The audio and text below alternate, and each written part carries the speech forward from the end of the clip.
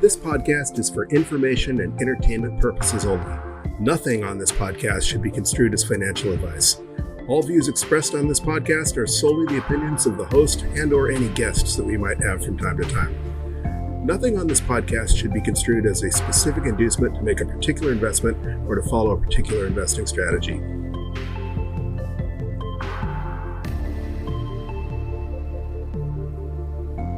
Hello, you sexy sat stackers, and welcome to the latest episode of the Bitcoin Bulletin Podcast. Today is, well, in the United States, it is Thanksgiving Eve. It is Wednesday, November 22nd, 2023.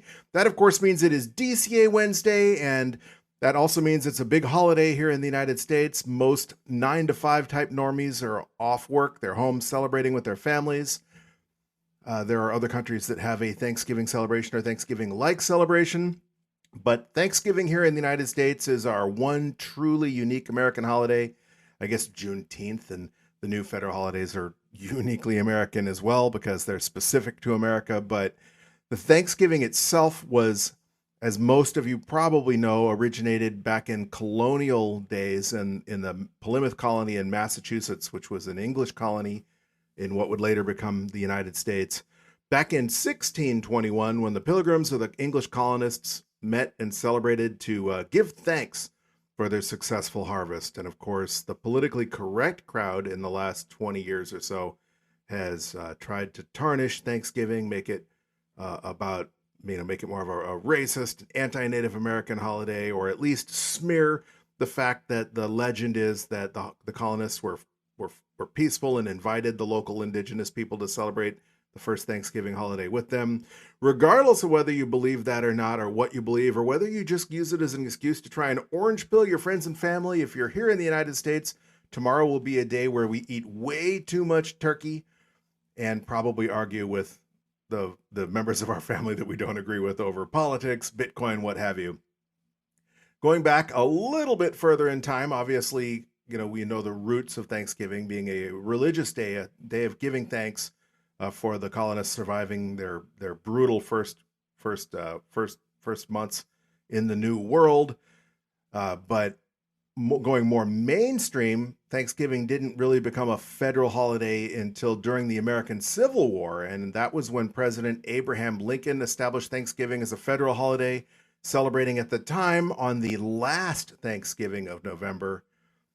Fast forwarding to 1939, according to the Courier Journal in 1939, department store mogul Fred Lazarus Jr., concerned that the late Thanksgiving that year would mean less shopping days before Christmas, persuaded President Franklin D. Roosevelt to move Thanksgiving back a week. For a couple years, the confused nation celebrated the holiday on two different days. To end the confusion, Congress passed a joint resolution signed by Roosevelt on December 26, 1941, not the date which will live in infamy, but a couple of weeks later, apparently, my words, that established Thanksgiving as a federal holiday held on the fourth Thursday of November. And of course, since that time, the fourth Thursday of November in the United States has been not only a federal holiday, but traditionally the kickoff of the Christmas season, with the Friday after Thanksgiving being quote unquote Black Friday, where all the stores have their insanely good deals that you have to wait in line the night before, et cetera, and get in brawls and pepper spray, et cetera, to take advantage of, apparently. And the rest is history. But for us Bitcoiners, tomorrow is probably the day when you're eagerly looking forward to strutting in front of all your No Corner family members who you've probably had arguments with or been shamed by or mocked by relentlessly during the crypto winter. If they know you're a Bitcoiner, when Bitcoin has crashed and the people that either mocked you or said, "Oh, how are you? Are you okay?" Because Bitcoin is obviously dead, and this Thanksgiving it's not.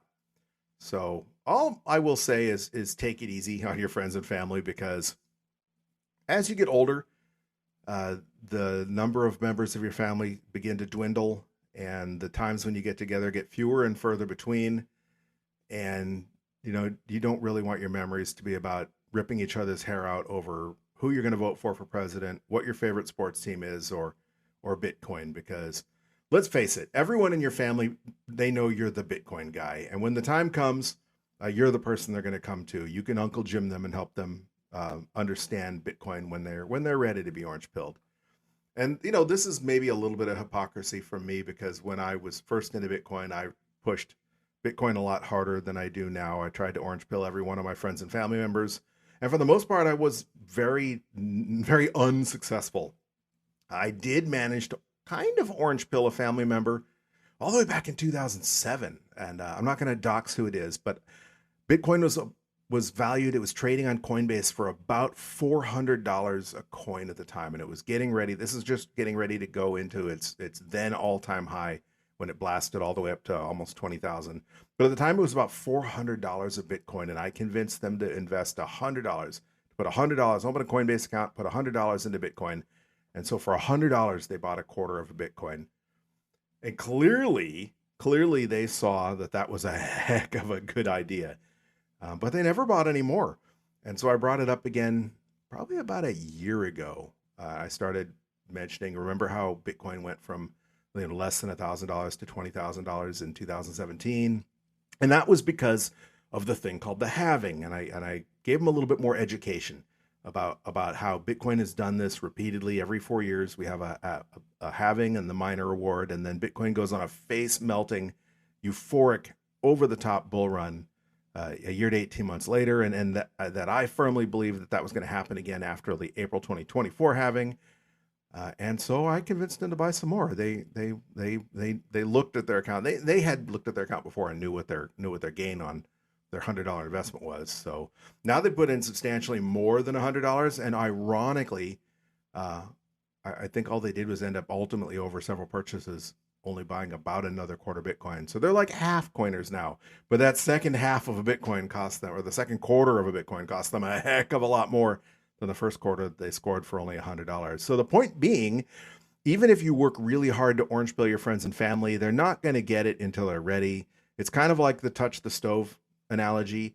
Even if you present the best evidence and the best case, and in this case, even physically show them with their own money, just how awesome Bitcoin is, and just how it can change their life one day when we approach Bitcoin hyper-Bitcoinization, you're still just not going to get it till you get it, because they haven't put in the work. Even though I told them everything I thought they needed to know, you don't know until you do it yourself, right? I could tell you what a rhubarb pie tastes like in a Midwestern autumn afternoon with the leaves, the smell of the wet orange and red leaves on the trees in the morning.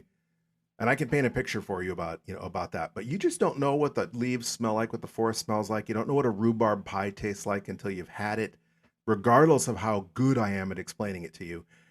There's that Jimmy Buffett song, "Please don't say mañana if you don't mean it." Don't ever try to describe the ocean if you haven't seen it. If you haven't seen it, just remember you might end up being wrong. Great Jimmy Buffett song. We spoke about Jimmy Buffett a couple episodes back when right after he passed, but the point is that you can be the best educator in the world. You can be your own personal Andrea Antonopoulos, your own Marty Bent, your own Canadian dude. I'm spacing on his name now. Your own Adam Meister, not the Canadian dude, but your own Adam Meister, your own educator. You can be fantastic in your communication skills, and you can be the most knowledgeable Bitcoiner on the earth, and your friends still aren't going to get it until they do the research themselves. Even Michael Saylor said it. You have to put in the 1,000 hours of research. And I'm getting off on a huge tangent here because I want to get into the news, and I want to get into making our DCA Wednesday stack. But my point being, don't beat up your friends and family. They're going to realize you're right in their own time, and no need to ruin Thanksgiving if you haven't already been able to orange pill your friends and family members. They'll come to Bitcoin, and of course they'll get Bitcoin at the price they deserve. And I know that's what makes it hard, because we want to see our friends, we want to see our family members get on board early. But it's more important that they're going to remain your friends and family members than be early adopters. Just my 2 cents or my 2 sats on that. All right, before we get any further into today's news, or this week's news, or our DCA Wednesday stack, let's take a real quick look at the vital statistics. As I mentioned, today is Wednesday, November 22nd, 2023. At the time of recording, we are at a block height of 818,032. Tick-tock next block. That puts us less than 22,000 blocks till the next halving. 21,968 blocks to be exact. As you know, the Bitcoin miner reward halving happens approximately every 4 years. But when it actually happens is every 210,000 blocks, or in this case, it's going to be block 840,000. So just under 21,000 blocks to go. Guys and girls, it's already Thanksgiving. Before you know it, it's already going to be Christmas. And the next thing you know, before you know it, we're going to be celebrating that halving. And buckle up, because it's going to be exciting. It's already getting exciting. You can already feel the change in the air, so to speak. You can already hear the spring in the step of your favorite podcasters. You can already hear the plebs getting more excited. The memes are starting to pop up on Twitter or X again. It's starting to get fun. So buckle up, because it's coming. TikTok next block. But I digress. At the time of recording, Bitcoin is ringing in at a US dollar value of $37,380, or 2,676 sats per dollar. Part of that's getting into that news I wanted to talk about, because if you're following the Bitcoin price religiously, Bitcoin crashed yesterday in response to some pretty big news. But if you zoom out, if you're not obsessing over the price charts, we're exactly where we were last week. In fact, that big crash into the mid $35,000 range only put us where we were 2 DCA Wednesday episodes ago, on November 8th, when we bought Bitcoin for $35,545. So zoom out, buckle up, because we're still heading up and to the right. And speaking of up and to the right, Bitcoin's market capitalization is currently ringing at $730.8 billion. It's been less than a month since we were at the $500 million range. And I was mentioning that, Bitcoin will have officially begun its hype cycle. Maybe not its hype cycle, but the early stages of the hype cycle will not really begin until either something really amazing happens, and maybe something has, we'll get into that, or when Bitcoin hits $1 trillion market cap again. Because even without an ETF, even without any big news item, any golden swan, white swan type of news events, when Bitcoin retakes its $1 trillion market capitalization, that's when you're going to see them talking about the price of Bitcoin nonstop on CNBC and all the Fox Business. I mean, they're already starting to, but when we retake $1 trillion, then it becomes a real asset. It becomes, it becomes on par with the 10 most valued corporations traded on the stock exchange. So we're getting close, and it might not happen till after the halving, because, zooming out, in the previous halving, right about this exact same point in time, we had a little Bart Simpson pattern where we got a big bump. And then, of course, Bitcoin dropped significantly a month or so before the halving. If that were to repeat itself, that would be kind of like us dipping back into the, back below 30,000, maybe into the 20s again. Who knows? Every time is a little bit different. I don't have a crystal ball, and history doesn't necessarily repeat, but it rhymes. And if it does rhyme, there's no reason we should believe that we're going to not see, it would be hard for me to believe we'd be seeing Adam Back's 100,000 Bitcoin before the halving date, because just traditionally it hasn't happened that way. Traditionally, we really go sideways until after the halving. And by sideways, that's a zoom out perspective, because, for example, I just mentioned, Bitcoin went way up and then crashed down by like 30% a month or two before the halving. So zooming out, it was a sideways, because basically Bitcoin has gains and then gives up those gains. So in theory, we could be, at the $32,000 range when Bitcoin does make it to the halving, and that would just be normal. Maybe that won't be the case. Maybe this time is a little bit different. Maybe we will hit 100,000 before the halving, like Adam Back has, like his bet he has is on his running bet he has on Twitter, and that would be cool. But I would also enjoy stacking cheaper sats. So I'm good with it either way. I don't want to give up my foothold in the accumulation phase just yet. The more sats we can acquire, the better. Because remember, when Bitcoin does hit 100,000 per Bitcoin, we're only going to be able to stack, 1,000 sats per dollar. And that's, less than half of what we're getting right now. So I would prefer to stack sats, because I have a sneaking suspicion most of you are in the same boat I'm in. And that is, I have a decent pile of sats, but I don't feel like I have enough. And I don't think I'll ever feel like I have enough, because if you really appreciate what Bitcoin is all about, if you think Bitcoin is the future, if you think Bitcoin is hope, even if the US dollar never goes away and it remains the world reserve currency for the next 1,000 years for some miracle of, sorcery, Bitcoin is still going to be the lifeboat to escape the increasing, encroaching authoritarianism and censorship that governments around the world, especially the globalist movement out there, are trying to ratchet down on top of us. And speaking of escape hatches, traditionally that escape hatch has belonged to the gold bugs. And for those of you who do value your wealth in shiny yellow rocks, it will currently cost you 18.9 ounces of gold to purchase just one Bitcoin. That is still a bargain in the grand scheme of things. Because as I say repeatedly on this show, it is only a matter of time before we're talking about pounds of gold to purchase just one Bitcoin. Right now, if you are on the fence about whether or not you should move some of your gold into Bitcoin, you can do so for just 18.9 ounces per Bitcoin. And again, you get Bitcoin at the price you deserve. So right now that's 18.9 ounces. And Bitcoin, is trending to zero in terms of gold is trending to zero in terms of Bitcoin. Gold will always probably be there, even if we're only wearing it as jewelry. But as far as, even if gold retains its 1-to-1 value, even if gold is a store of value and 1 ounce of gold will buy you in 100 years exactly the same thing that 1 ounce of gold will buy you today, all you did was not lose ground. You're definitely not going, you definitely would have missed out on these 6x, 10x, 20x, 30x run-ups. And this isn't a trading show. This isn't a Moon Boy show. I'm just getting excited, and I'm reminding you that you get Bitcoin at the price that you deserve. And if you're a Peter Schiff type who has not put any of your gold or any of your wealth into Bitcoin, currently your chance to do so is at 18.9 ounces per Bitcoin. And for those of you who value your wealth in pizza, one Bitcoin will currently purchase you 2,090 large pepperoni pizzas from Papa John's. That is more than 5.5 years worth of pizza. If you order one pizza every night for dinner, you can do so for almost 5 3/4 years, 2,090 days of pizza, providing they don't raise the price of pizza or go to a Bitcoin standard where they won't accept anything but Satoshis, and then that price that I'm referencing that on, and decreasing value fiat, increasingly worthless fiat, that will change that.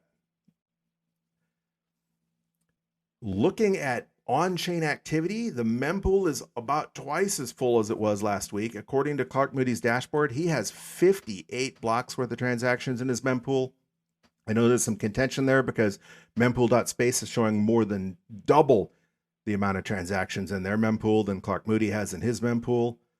But either way, that is twice as many transactions as we saw last week. However, hopefully some of the BRC20 token shenanigans, the ordinals and inscription shenanigans is fading because fees have begun to reduce a tiny bit. Last week, they were through the roof. Clark Moody's fee estimator was saying that if you wanted to guarantee an on-chain transaction was included in the next block, it was going to cost you 129 sats per VByte. Mempool.space was saying it was going to cost you 132 sats per VByte. That was working out to almost $7 for an on-chain transaction. And today, that is looking not quite half as cheap, but 30% cheaper or so. Clark Moody's fee estimator is saying that at a fee of 87 sats for VByte will guarantee that your transaction is included in the next block. And that if you have a data weight that you can use as a fee as low as 10 sats per VByte and a low priority transaction that you don't mind taking a week or so, you can set your fee at 6 sats per VByte. Mempool.space is recommending an immediate high priority transaction have a 86 cent sat per VByte fee. That works out to about $4.50. Again, that's 86 sats per VByte instead of 132 last week. So a significant reduction in fees, still really high compared to where they had been during the accumulation phase. And if you have a little bit longer to wait, they're saying a low priority or a no priority transaction can have a fee as low as 26 sats per VByte. Obviously, that's a lot higher than Clark Moody's 6 sat per VByte for a low or no priority transaction. And that still works out to about $1.36 for the 26 sat per VByte, that is. Okay, that transaction metric that I like to follow, what has traditionally been my favorite transaction metric, Bitcoin's 24 average on-chain activity, is still through the roof. It's come down a little bit from last week. Last week, we were looking at 6.86 seconds or transactions per second on average, and currently we're looking at only 6.05 seconds transactions per second. That's not a real tongue twister. I have no idea why I have a hard time saying that. But either way, traditionally, since I started this podcast 2.5 years ago, before Taproot and before the ordinals and inscriptions, anytime we saw more than 3 transactions per second, more than about 3.14 or pi transactions per second, the price of Bitcoin was usually going up. And that kind of went out the roof as more transactions are able to be packed in into a block, because they're only using the header space when they're talking ordinals and inscriptions, because the way that the portions of the Bitcoin transaction are weighted, and that was a compromise that they made to increase the block space without actually increasing the block space. That kind of played some accounting gimmicks to allow more data to fit by weighing the data differently and using a block weight instead of just a block size. But that's a tangent. The point being, the trend 24-hour transaction activity is down a little bit, and that corresponded with the dip in price, which we've almost completely recovered from, but price is not up from last week. So that metric, while distorted, since Taproot is still holding that transactions are down from last week and price is down from last week as well. So not necessarily an official metric that anybody besides me uses, and there's no real TA, no transaction analysis here. It's just something that I have noticed by reading this statistic every Wednesday for 2.5 years, that I've noticed that when the transactions are going up, so is the price. That's just the way it's been. Doesn't necessarily mean there's a correlation. Correlation is not necessarily causation. Speaking of on-chain, you know that the difficulty to mine a block is adjusted approximately every 2 weeks, with the goal of maintaining blocks coming in once every 10 minutes. This isn't 2 weeks because, once again, Bitcoin does everything in terms of blocks, not in terms of human time. So difficulty is adjusted every 2016 blocks. And often that's been faster than 2 weeks because hash rate has been increasing as more miners and better miners have been coming on the market throughout all of Bitcoin's history.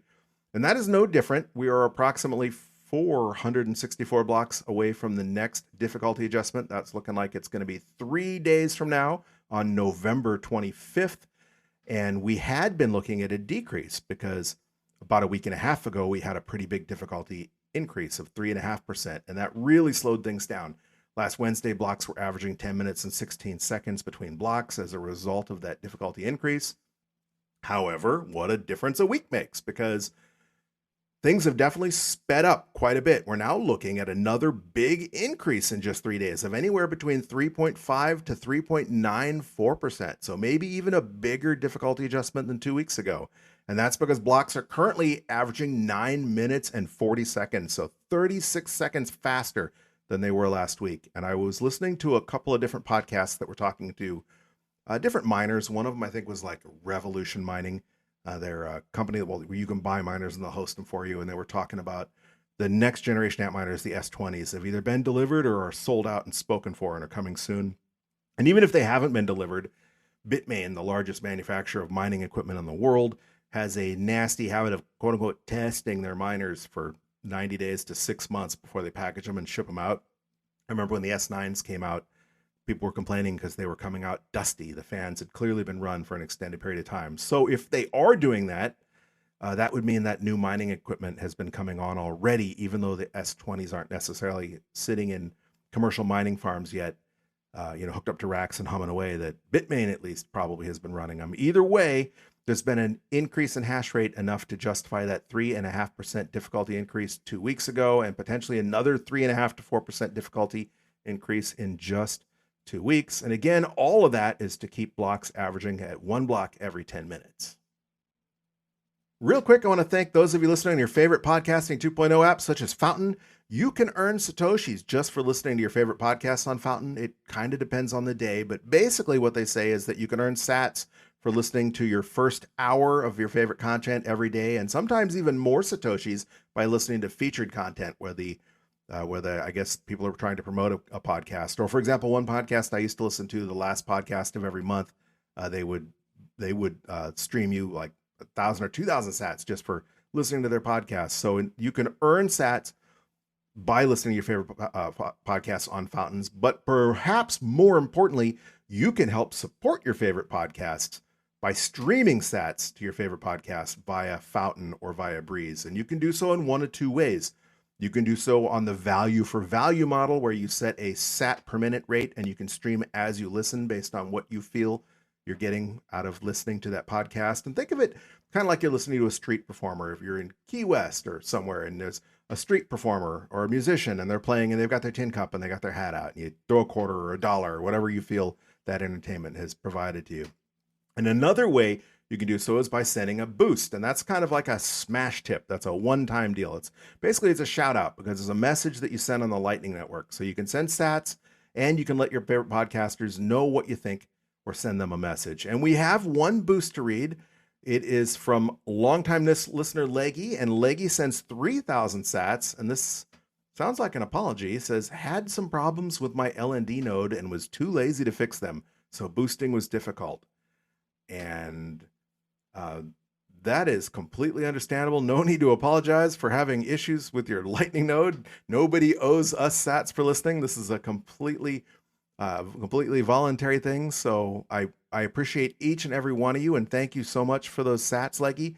It's really cool to know you're out there and to read your comments in addition to receiving the sats, because I can see the statistics of where people are listening from, and I know we have a certain number of listeners in various countries around the world, and it's cool to know that, because I mean that's really cool to know that I get reach. But actually hearing from individual plebs like you, Leggy, that's what gets me into the studio to record these podcasts. Besides my love of Bitcoin and my love of helping orange pill people, it's really cool to get the alert that you got to boost. And even you don't have to boost us. You don't have to send us sats. You can send me a DM on Twitter and just let me know what you think about the podcast. On Twitter, we're at BTC Bulletin Pod. And if you don't use Twitter or X, again, we're at BTC Bulletin Pod. You can send me an email. The email address is bitcoinbulletin@protonmail.com, bitcoinbulletin@protonmail.com. And I just really like to hear from you specifically. For example, I know where Leggy is. I follow Leggy on Twitter. And so that's cool. So that personal connection there is about more than just the sats, but perhaps as importantly, it does help support me make this content. So thank you very much, Leggy. And thank you to all of you listening, regardless of where you're listening from. And even if you don't have sats, and even if you aren't listening on Fountain or Podcasting 2.0, and you're not in a position where you desire or want to send a boost, thank you for listening anyway. I would appreciate you listening or reaching out and sending a DM or sending an email just to say hi, because it's really cool. And I learned something every week from Leggy. For example, we learned how to say what a customary greeting in Luxembourg would be, because they speak multiple languages in Luxembourg, but one of them was Luxembourgish that I did not know. And Leggy sent us a boost months and months ago where they said that one of the traditional greetings in Luxembourg was Morgen, which is similar to Morgen, like morning, Guten Morgen in German, but in Luxembourgish. So I've learned a lot through these boosts. So thank you very much for the boost. Thank you for the support, and thank you for the knowledge. And speaking of our geographic distribution of listeners, that has remained unchanged. 55% of you are listening from right here in the United States. 11% of you are listening from Argentina, and congratulations to those of you who are in Argentina, because one of the big news items was they had a presidential election on Sunday where Libertarian candidate Javier Milei won in what I guess is being reported as a landslide, and he's definitely going to be a radical change for Argentina if he gets his way, because that country has been under the grips of the Peronist Party since basically World War II, and that's a socialist, centrally planned, centrally controlled government. And as a result, they've had horrific hyperinflation and default throughout their history on multiple occasions. I believe their current inflation rate is somewhere around 125% right now. And hopefully Javier Milei will help get that under control. And while he may or may not be a Bitcoiner, it would be cool if he is. Even just going with the dollarization, going away from the Argentine peso and using the US dollar as legal tender would definitely bring more stability than Argentina currently has. Obviously, the US dollar is inflationary as well, but our inflation at 5 or 6% or whatever the official numbers are right now is nowhere near the 125% or so that you people have had to suffer through in Argentina for so many times repeatedly. So congratulations, and muchas gracias, amigos in Argentina, for listening, but congratulations on the election of Javier Milei. Number 3 remains Germany, where 7% of you are. So Dankeschön, mein Freund in Deutschland. Number 4 remains Luxembourg. So Dankeschön or Morien to our friends in Luxembourg. Number 5 remains Canada. So hello to you up in the frozen white north, as Greg Foss says, hiding out in America's attic. It's probably starting to get really cold and dark up there. I'm here in sunny Florida, and even today was not so sunny Florida. It was kind of misty and rainy most of the day.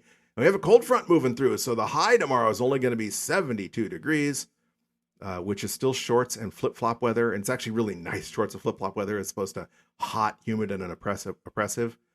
But I'm not trying to rub it in your face if you're up there in Canada. I'm just saying I appreciate you because I couldn't do it. I do not like the cold. I might come visit and make a snowman or something, but I couldn't live in it. Number 6 remains Spain. So muchas gracias, amigos. Number 7 remains Colombia. Again, muchas gracias, amigos in Colombia. Number 8 remains Sweden. Thank you to those of you listening in Sweden. Somebody DM me and let me know what a proper greeting in Swedish is, how to say hello or thank you in Sweden. You don't have to send me a boost, but I know you're listening. I see the stats. So send me a DM at BTC Bulletin Bot on Twitter. I'm not trying to guilt trip you into sending a boost, I promise. I really, really want to know what a proper greeting is. Just like I didn't know how to say Morien in Luxembourgish until Leggy reached out. Number 9 remains Singapore. Same to you in Singapore. Thank you for listening. Somebody please reach out to me and let me know what the customary greeting is in Singapore, how I should say hello or thank you. Again, DM me on Twitter. You don't have to send a boost. Number 10 remains Venezuela. So muchas gracias amigos in Venezuela. Another country that could definitely benefit from Bitcoin. I know there's a lot of Bitcoiners down there. So it's not surprising to see you're in the top 10, but it's really, really great, ingratiating. I'm incredibly grateful for all of you, regardless of where you're listening. And it's particularly cool today to know that 11% of you are listening from Argentina. So congratulations on your new president. And that so many of you are listening from Venezuela, where Bitcoin is hopefully making a huge improvement in your daily lives as well. All right, on to the news. And again, the big news was Sunday's election of Javier Milei in Argentina. A lot of people are just kind of assuming that maybe he'll use Bitcoin in some way to help make the lives of Argentinians better. I don't think I've ever heard him say anything like that. I've heard he said he's going to trim the size of government and get rid of the central bank. And that is a heck of a huge first step, because Argentina has been run into the ground by that central bank since World War II, since well before I was born. Speaking of central planning and Marxism and all things evil, Robert Breedlove had a really good podcast. The What is Money show. Sometimes it's not my style. As you can tell, I tend to speak fast and hopefully with energy. Sometimes I'm not as energetic as other podcasts, but other times I'm probably like I'm bouncing off the walls. Not Adam Meister energetic, but Robert Breedlove is more metered and thoughtful and slow and intellectual. And so sometimes that's not my cup of tea, but he had a really great podcast. He always has an informative podcast, but this one was entitled The Digital Demise of Cultural Marxism, and he had Chase Perkins on.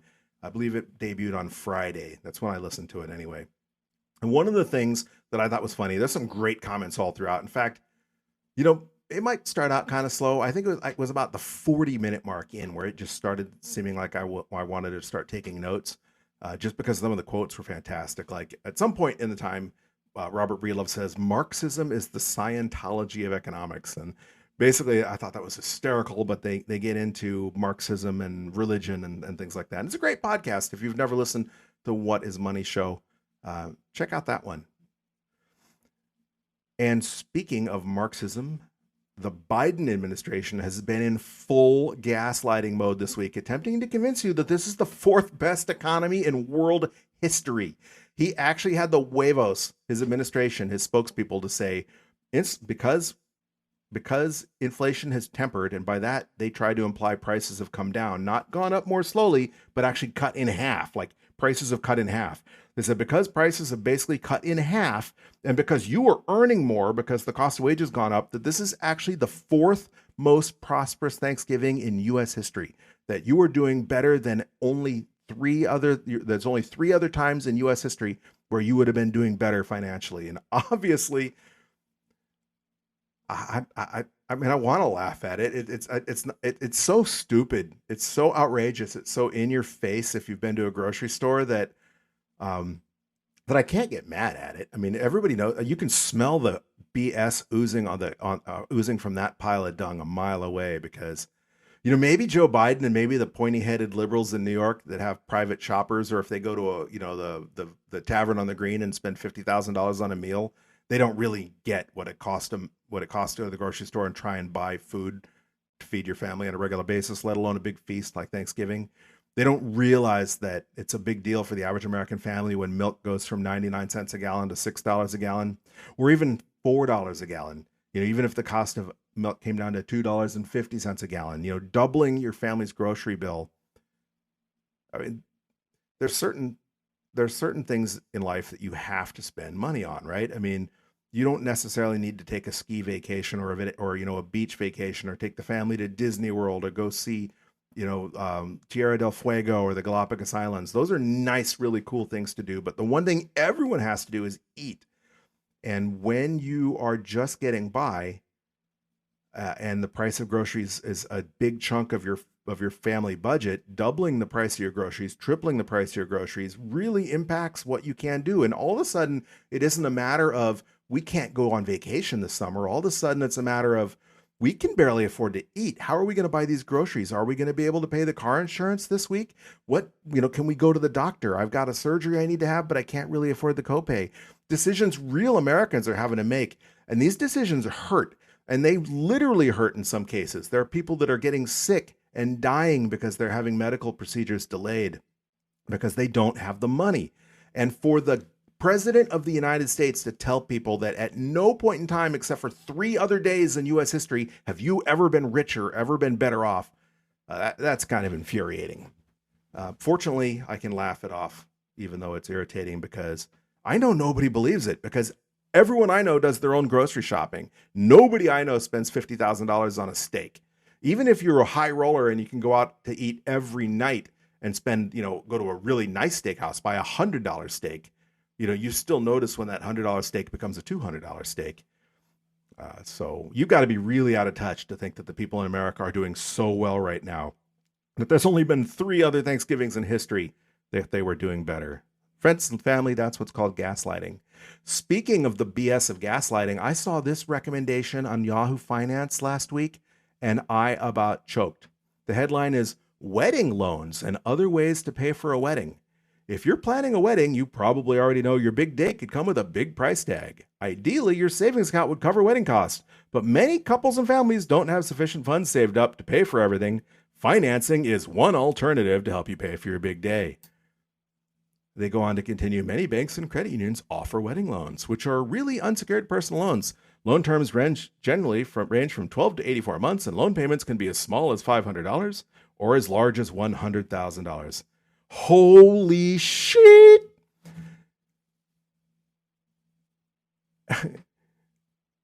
I'm speechless. Financing a wedding. Financing a lot of things is a foreign concept to me. I mean, I have an aversion to debt right now, but financing a wedding. I mean, a wedding is supposed to be a unification of a man and a woman, 2 people coming together. I'm not going to get into the gay wedding. A union of 2 people. I said man and a woman, whatever. Did not try to offend anybody. A wedding used to be where 2 people were coming together to form a family, and now it seems like it's the Kardashians trying to show off their latest party to see who can outspend each other. This is not new. This was going on 20 or 30 years ago, but it seems like it's only gotten worse. And it has gotten worse when you look at more than 50%. More than every other marriage will end in divorce. Why in hell would you finance $100,000 for a party that means nothing, for a relationship that's going to end, has a 50-50 or better chance of ending? I'm not being a doomer on wedding. I'm very bullish on marriage, but I'm not bullish on blowing $100,000 for a glitzy glam wedding, especially for these Hollywood celebrity types that have been married like 5 or 6 times. I forget who the celebrity was that was in one of the tabloids the other day, that their wedding lasted 8 days. They're divorced in 8 days. And can you imagine financing that? Could you imagine taking out $100,000 loan and then getting divorced 8 days later? Yowza. And this is even more ridiculous because they go on to say things like if a low credit score is a barrier for getting approved for a loan, a 401k loan may be another alternative. So if your credit is so crappy you can't get any kind of loan, take the money out of your 401k to get married. You know, the important thing about getting married is the two people, right? Spend no money. Go to some nice place in the forest and hire a cheap preacher from somewhere and just, stand out in nature and take your vows or whatever. But even if you want to blow $100,000 on a wedding, don't take it out of your 401k. That'd be like that for a normie. That'd be like blowing your stash of Bitcoin for the party part of your wedding. That's just my jaw is hanging open. If this were a video podcast, you would be disgusting. It looks like I'm trying to catch flies. But to add insult to injury, if you scroll down the page, just a couple scrolls, just halfway down the page, the next headline is, "Do I need to worry about the gift tax if I pay $30,000 towards my child's wedding?" This is worse than the gaslighting from the White House. I don't even know what to say. First, they're saying you take a loan to blow money on your wedding or take the money out of your 401k. And then if you do come up with the wedding, oh, by the way, the government wants a piece of that, because if someone gives you money, if you're fortunate enough that your family can help pay for your wedding, well, we're going to take that money because you owe it to us because we're the government and we know how we deserve that money. I mean, I'm going to scroll on here because I am so befuddled by this that I'm having a hard time speaking. And if you know anything about me, I rarely have a hard time speaking, right? Quite the opposite half the time. Connected. All right. So the other big news of the week was the SEC and Department of Justice settlement with Binance. So Binance, the world's largest altcoin casino, basically. The government has been targeting that for years, like 5 or 6 years. They've been trying to go after CZ. It was originally based in like Hong Kong, and then the Chinese government kind of started getting in their case. So they've been this floating exchange. And, in theory, they're not supposed to be open to U.S. customers, but I guess it's no secret that they've been allowing customers to use VPNs to subvert that. And they've been up to some other hinky stuff. So the long and the short of it is it was announced yesterday that the SEC and the DOJ had reached a settlement where CZ was going to step down from Binance, plead guilty. They were going to pay like a $4 billion fine, and then the government was going to end their investigation. That was it. They're going to pay to play, move on from here. And that tanked the price of Bitcoin. I guess it tanked the price of everything, probably mostly because it tanked the price of their BNB token, with people thinking if Binance collapses, the BNB token will be worthless. Kind of all of the FTX token when the FTX exchange scam collapsed. And the price of Bitcoin tumbled with it because we had all those liquidations that cascaded upon each other, all the margin calls, et cetera, and the shorts, the longs that got liquidated. And that tanked the price of Bitcoin down to like 35,500 for a day, because we're approximately 24 hours later and the price of Bitcoin is completely recovered. I have a different take on this. Yeah, if Binance collapses, we'll probably see another sell-off in the crypto markets, which will impact Bitcoin maybe for months. But the Binance has been a black stain on it's a smear out there on the optimism of Bitcoin for years. It's been the thing that people always cite, like when there's money laundering going on or market manipulation going on. Binance is always who they're talking about. So, for example, the Binance settlement is the first time I've ever actually felt bullish about a possible spot Bitcoin ETF. I know there's been a lot of optimism. And when BlackRock filed for an ETF, I was kind of of the opinion that, BlackRock is powerful enough that one of two things: either they know something's going to happen and they're acting on inside information, or they think they can make it happen because they're one of the most powerful entities in the world. If they tell the government to hop, the government answers how high. So maybe they were just going to force their will upon the government. They knew the SEC would bow, but I didn't know if either of those were true. Now we know it's probably that, one of the reasons that the SEC had not been friendly towards a Bitcoin ETF is because of this market manipulation. The SEC they've been on the warpath for Binance for years. And that's kind of one of the things they always cite: the manipulation, the Binance. The Binance is out of the control. The unregulated exchange, the Wild West of Binance means that they wanted you investors to stay away from Bitcoin, and that is off the table now. This chapter is closed. It's been settled. So that reason for the SEC to deny an ETF is just evaporated. So that's actually very, very, very bullish, at least if you're a fan of the possible spot Bitcoin ETF and you think that a spot Bitcoin ETF will help institutions pour money into Bitcoin, institutions and organizations that can't buy Bitcoin and hold it themselves, but can buy traditional financial instruments, unions, pension funds, things like that, can pour money into Bitcoin through an ETF. So if you're bullish about that, the Binance settlement actually makes that much, much more likely, in my opinion. Also contributing to the fact that a spot Bitcoin ETF might be about to happen, the headline on the street just 6 hours ago: BlackRock meets with SEC on structure of Bitcoin ETF, making progress on approval. The world's largest asset manager has reportedly met with regulators to work out redemption structure for its proposed spot Bitcoin ETF.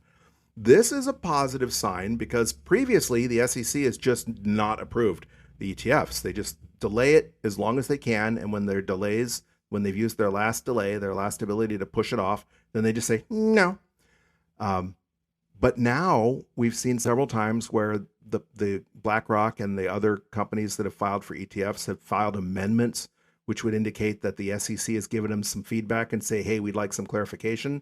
So they've said, okay, here's the clarification. And now we know BlackRock has met with the SEC to hammer some of this out. And all of those are signs that the SEC is actually working with BlackRock, which would indicate that they're potentially moving towards approval. It's definitely different than when they just flat out ignored it and just, we're not even gonna look into it. We're just not gonna approve it. The end.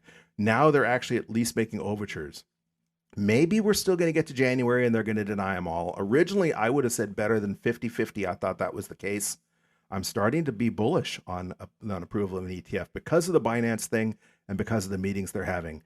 The only caveat I'll add to that is, remember, they lost the lawsuit. The SEC got sued by Grayscale, and the judge said that the denial was arbitrary and capricious, the denial of their conversion to an ETF. And so it's possible they're just being sneaky and they know that they lost a big lawsuit and that they're going to have their ducks in a row. So when they deny everything this time, they can say, oh, well, we're not being arbitrary and capricious. See, here's why we denied it.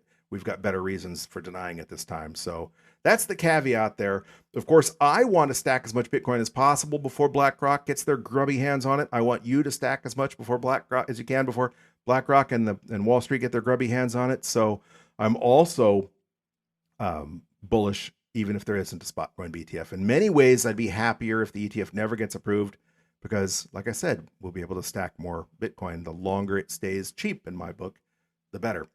Of course, just hours before the Binance news broke, it was announced that the SEC was suing Kraken, alleging it to be an unregistered securities exchange, and selling unregistered securities. Investopedia ran the headline, SEC sues Kraken again, this time for running an unregistered crypto exchange. Their article goes on to say the U.S. SEC has charged Kraken with operating an unregistered security exchange, broker, dealer, and clearing agency. The lawsuit against Kraken is similar to charges filed by the SEC against crypto exchanges Binance, Bittrex, and Coinbase earlier this year. So this also really isn't anything new. Obviously, if they think Coinbase is an unregistered exchange, Kraken is doing the exact same thing under the exact same structure. So, and Coinbase is a publicly traded company. The SEC let them list their stock on the stock exchange. They let them go public. So, if anything, Coinbase would be the last person that they would want to sue because they've already kind of got precedent saying, "Hey, you gave us the green light, buddies. Buddy old pal. What's the problem now? All of a sudden." But if they were going to sue, Coinbase, Bittrex, Binance, etc., it makes sense they'd go after Kraken and Gemini and all the others as well. So nothing to see here. This is just kind of an example of the government wanting not necessarily to squash Bitcoin, but just wanting to get their tentacles wrapped around it. The government would be perfectly happy for Coinbase and Kraken to exist as long as they were fully regulated and they had offices with SEC auditors permanently on location. And, they were paying fines periodically like all the big banks do because, every bank is charged with something fairly regularly, and they have hundreds of $1 million fines for money laundering or violating this, that, or the other thing. And it's just this big racket. I think it's half the money the SEC operates on has got to be coming from all these settlements they make with agencies that they regulate and then go after periodically. Like, hey, it's your turn. Almost like back in the 80s, I had friends that had beachfront property in Mexico, and owning property in Mexico has always been weird. Owning beachfront property is especially regulated. Maybe it's gotten a little better recently as it's gotten more mainstream, but back then they just had these little beach homes on Choya Bay. And about every 10 years, the government would assess them a tax and say, you owe us this gigantic new property tax assessment, which was always more than they'd originally paid for the property in total. Oh, and if you can't pay it, we'll just take the property back. And so that's kind of the game that the SEC likes to play with banks, and the game I'm sure they'd like to play with exchanges. We'll regulate you. You can keep us, in the loop. When we retire, we'll go to work for you in nice, cushy positions, and you can pay us hundreds of millions of dollars in fines every year so that we can fluff our slush fund. This is also all par for the course for how I believe the United States was going to enter the "and then they fight you" stage. Obviously, in the United States, we have freedom of speech. We have restrictions on the government that, even though they're encroaching on them, they know they can't stop Bitcoin. They just physically cannot stop it in the United States. So they're going to harass the ecosystem in every way possible. Their goal is just to make it as big of a pain in the butt as they can. They do this with the capital gains tax, and they're trying to do this with all the other reporting requirements that they've been proposing, the self-custody restrictions that they're imposing. The whole idea is they're fine with Bitcoin being a tool for their elite friends to make money, for BlackRock, et cetera, to sell as a product all nicely packaged up within their scope of their authority and regulation, as long as that money filters back to them in the form of bribes and fines and campaign contributions, et cetera. So this is just all par for the course. I don't think the government is trying to get rid of Bitcoin. I think they just want to massage it to where it's just another heavily regulated and controlled investment, and that something that only accredited investors get to participate in, and that the average person doesn't have a part in. They certainly want to close the door on it being an escape hatch, if they ever issue the CBDC here in the United States or other countries, so they're already planning on doing so. Obviously, they want to close that escape hatch off. They know they can't make Bitcoin go away, but they can just make it inconvenient for you to use and scary enough to use that it might be a lifeboat, but if no one's willing to get into it, that's their goal. They want to scare you that, hey, there's already a hole in the lifeboat. We know the Titanic's sinking, but it's not sinking as fast as the lifeboat's going to. So just don't get in the lifeboat. And that's kind of their strategy here. All right. Let's get on to the point of today. The point being that it's DCA Wednesday, and get that stack made, because if you've been following us, you know that every Wednesday we buy $20 of the Bitcoin and add it to our pile. If you are new to this podcast and you don't know what DCA is short for dollar cost averaging, and it is an investment strategy where you invest your money in equal portions at regular intervals regardless of price. For example, this is going to be our 122nd stack. So far, we've stacked 121 times, stacking a total of $2,420 and converting that into a pile of 8,349,614 sats. So our equal portion was $20. I wanted to keep it simple. I wanted to keep it an amount that pretty much anybody listening to me should be able to come up with on a weekly basis. And our regular interval, of course, is weekly. That's a you do you thing. There are services out there that let you DCA hourly, but most people that invest in anything usually do so on their payday. And for a lot of people, that works out to weekly or bi-weekly. So that's a you do you thing. But the important thing is that you invest a equal portion at regular intervals, that you're consistent. So we chose $20 and we chose weekly. And doing so, we piled up 8.3 million sats, and we did so at an average purchase price of $28,983.28, which is a lot better than the first DCA Wednesday we stacked at. If we had YOLO'd all in, the price on that day was $39,716. So we're already doing a lot better than had we just YOLO'd in back in July of 2021. And as usual, we're going to add to our stack using Cash App. I grumbled about that last week because Cash App has a new fee structure, which I really don't like. I'm not a big fan of their spread. In addition to their fee, they always had their 2.25% fee, but now they have a 2.25% fee and a spread. They still make up for it right now, in my humble opinion, because they don't charge me to move my Bitcoin to cold storage. And with mining fees through the roof, it's still worth it. It's just infuriating. So I've got Cash App open on my phone. I already have $20 in there because I pre-staged it because I was going to buy Bitcoin in the middle of the night, and I ended up having an order that I had a limit order up that when Bitcoin dropped to 35,500. I already had an order just in case it did that triggered. So woohoo! I bought the dip automatically. But I already have $20, so I'm tapping on Bitcoin, tapping on buy, entering $20, hitting confirm, and boom, just like that, we stacked another 52,172 sats. That is 10 sats fewer than we got last DCA Wednesday. But still 52,000 sats for just 20 US dollars.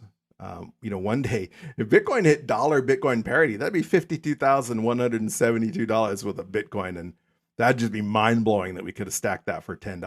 Or $20. That's a lot like those stories 5 or 6 years ago where they said anybody who had put just $100 into Bitcoin 10 years ago would be a millionaire now.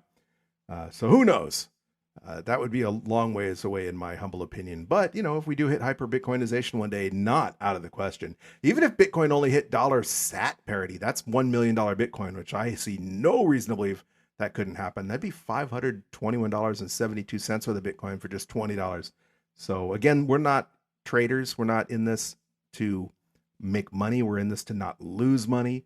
But it is nice to know that we're still early and there's a potential that we haven't missed out on some pretty huge gains in the future. So here's what pisses me off about this trade. It says that we purchased Bitcoin at a price of $37,286.90. That's what the price of Bitcoin was. When I made the purchase, though, the spread, it bumped it up to $37,471.99. So almost $200 more. That's their spread. Then they charged us the 45-cent fee. That's that 2.25% fee. So our actual price, when you factor in the fee and the spread, was $38,334.74. And that is significantly more. That's $1,100 almost more expensive than the actual fair market value of Bitcoin. So shame on you, Cash App, for doing that to us. However, that 52,000 sats raised our total stack up to 8.4 million sats now. We're getting closer to that 10 million sat stack. The longer Bitcoin stays, quote unquote, cheap, the more realistic it will be for us to hit that 10 million sats. But as of today, we now have 8,401,813 sats. Unfortunately, because we bought more expensive, especially with that spread, it bumped our average cost basis up by more than $58. So our average purchase price is now $29,041.35. Still a heck of a lot cheaper than $35,000. And this will be completely moot if Bitcoin's 100,000 or 200,000 or a million one day. 29,000, 30,000. Kind of like the movie Mr. Mom, where she shoots the guy and the guy walks in and said, "What did you use? A 38?" She says, 38, 39, whatever it takes. It was a running gag in the movie. It's a scene where he's installing some wiring and she goes, "Oh, did you do it 220?" He's like, 220, 221, whatever it takes. So 220, 29, 38, whatever. It's all going to be some tiny little number when Bitcoin's worth $1 million or more one day. All right, that is all I wanted to talk about today. Enjoy your Thanksgiving, plebs. Don't be too hard on your no-coiner family members. They will pay attention. They will see the improvements in your life from being a Bitcoiner. They know you're a Bitcoiner. Let them know that you're there for them and that you're willing to help them out when the time comes. But don't shove it down their throat, because regardless of how good an educator you are, people have to come to Bitcoin on their own. Be the guy, though, that's willing to take their hand to help them out. The Uncle Jim that's willing to help them set up a node when they want to learn how to run their own node, etc., to the best of your ability when the time is appropriate. But either way, don't forget to join us next Wednesday and every Wednesday while we grow this stack together on our DCA Wednesday series until there's just no more Bitcoin left to purchase. Nobody's willing to sell us any more sats anymore because we're on that glorious Bitcoin standard. But until that time, keep on stacking those sats, you sexy sat stackers.